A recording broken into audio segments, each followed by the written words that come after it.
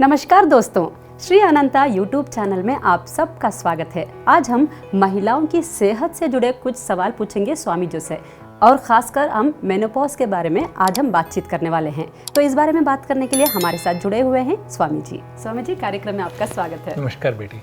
स्वामी जी, आज हम मेनोपॉज के बारे में बात करेंगे, क्योंकि खासकर क्या होता है कि महिलाओं को जैसे मेनोपॉज आ जाता है तो वो मोटे हो जाते हैं, थोड़े हेल्दी हो जाते हैं और उन्हें मूड स्विंग्स भी होते हैं। तो इस तरह के पेशेंट अगर श्री परिपूर्णा सनातना आयुर्वेदा अस्पताल में आए मर्म चिकित्सा के लिए, तो आप उन्हें किस तरह से ट्रीटमेंट देंगे? नमस्कार प्रेमियों, माताओं, बहनों और बच्चे। आज जो विशेष कार्यक्रम है जो मेनोपॉज के बारे में पूछा गया है। मेनोपॉज एक स्टेज में आती है, ज़्यादातर आप देखेंगे 40-45 साल में शुरू होती है। 60 साल से पहले पहले मेनोपॉज ख़त्म हो जाती है। और इसका कारण क्या होता है, मेनोपॉज का कारण क्या होता है? जब हमारे अंदर हार्मोन्स इम्बैलेंस होके एस्ट्रोजन जो होती है वो इम्बैलेंस हो जाती है, तब जाके ये मूड स्विंग आती है, इमोशंस में कन्वर्ट होती है, ब्लड प्रेशर ज़्यादा बढ़ती है, एंग्जाइटी ज़्यादा होती है, क्रोध ज़्यादा आता है। ये मेनोपॉज के वक्त में ही आता है। तो बहुत सारी महिलाएं इससे बहुत पीड़ित हैं। एक तो उनको ये मूड स्विंग वगैरह होता है। वो कब होता है? जब प्री मेनोपॉज होती है, उस वक्त इनका जो भी हार्मोनल इम्बैलेंसेस होते हैं, खासकर एस्ट्रोजन E1 to E4 जो भी आप लेते हो, उसमें जो भी वेरिएशंस पैरामीटर्स आते हैं लेवल्स के अंदर, तब जाके आप देख सकते हैं किसी के अंदर एंग्जाइटी बढ़ती है, किसी के अंदर इमोशंस ज़्यादा बढ़ जाती है एंग्जाइटी की वजह से, फिर उसके ऊपर ब्लड प्रेशर बढ़ता है, फिर क्रोध आती है और मूड स्विंग्स हमेशा रहता है। और दूसरा, पोस्ट मेनोपॉज जो कहते हैं, जब कम्प्लीटली वो रुक जाता है, तब जाके उनको ओबेसिटी बढ़ती है। कारण क्या है?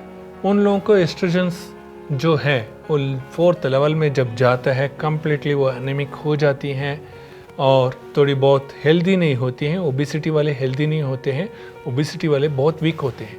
जब उनके अंदर ओबेसिटी बन जाती है, हाइपर एसिडिटी बन जाती है, और ज़्यादातर आप देखेंगे उनके जितने भी चमड़े हैं वो पूरे भर जाते हैं, उभर जाते हैं। तो इस तरह के केसेस जब आते हैं, तब उनको मेनोपॉज कम्प्लीटली वो ब्लड जो इम्प्योर ब्लड है वो बाहर पूरा निकल नहीं जाता है, तब वो ओबेसिटी में जाके वो कन्वर्ट हो जाता है। जो शांत स्वभाव हैं, कभी भी उनका हार्मोन इम्बैलेंस नहीं होता है, बैलेंस्ड में रहता है। एस्ट्रोजन कोई भी लेवल के हों, चारों लेवल के, जब बैलेंस्ड में रहता है, उनके अंदर आप देख सकते हैं मेनोपॉज के वक्त उनको ओबेसिटी नहीं आता, उनको क्रोध नहीं आता, मूड स्विंग नहीं होता, हमेशा वो कायम रहते हैं, अपने काबू में रहते हैं। तो ये केसेस इस तरह से हमें दिखाया जाता है मेनोपॉज के अंदर। तो इसका इम्पैक्ट जो है वो पॉलीसिस्ट ओवेरियन सिंड्रोम कहते हैं, या पॉलीसिस्ट ओवेरियन डिसीज कहते हैं। तो पहले जो शब्द आता है पॉलीसिस्ट ओवेरियन डिसीज, उसके उपरांत ही वो सिंड्रोम में कन्वर्ट होके किसी लोगों को बहुत सदमा पहुंचाता है। कुछ लोगों को PCOD के कारण ही उन लोगों को आप देखने से उनको मेनोपॉज का समस्या भी आती है।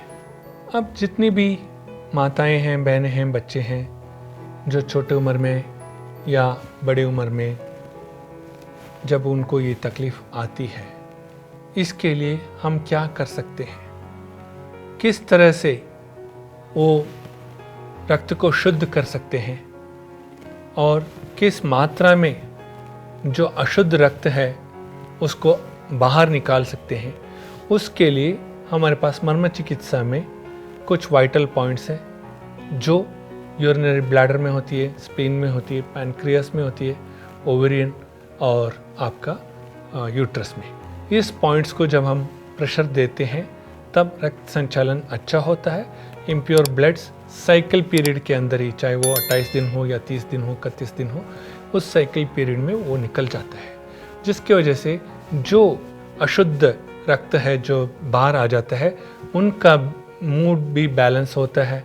कभी भी उनको क्रोध नहीं आता है, एंग्जाइटी नहीं होता है, सेंसिटिविटी नहीं आता है, बिल्कुल शांत रहते हैं। तो ये मर्म चिकित्सा का एक तरह का ट्रीटमेंट प्रोटोकॉल है, जिसके वजह से बहुत सारी हमारे पास जो पीसीओडी के केसेस आए हैं या पीसीओएस के केसेस आए हैं उन सबको मुक्त मिला है। स्वामी जी, पहले सब क्या होता था कि 50 इयर्स तक मेनोपॉज नहीं थमता था, 50 इयर्स में एक्चुअली मेनोपॉज होता था, लेकिन आजकल हम देख रहे हैं यंग जनरेशन जैसे 32-35 एज में ही मेनोपॉज हो जाता है, तो इसकी वजह क्या हो सकती है? ये बहुत अच्छा सवाल किया है। आजकल के जितने भी युवक देखते हैं उन लोगों को छोटी उम्र में ही उनको मेनोपॉज आती है। कारण क्या है? जब हमारा जीवन शैली को हम एक अच्छे दौर पे नहीं लेके जाते तब ये सारे सिम्टम्स हमारे अंदर आती हैं। आजकल बहुत सारी बच्चियां भावुक हो जाती हैं। कारण क्या है? उनके घर में ही आप देखेंगे माता पिता भी भावुक होते हैं, क्योंकि स्ट्रेस लेवल इतना बढ़ा हुआ है, मैकेनिकल लाइफ इतना ज़्यादा हो गया है, तो हाइपरटेंशन बहुत लोग लेते हैं।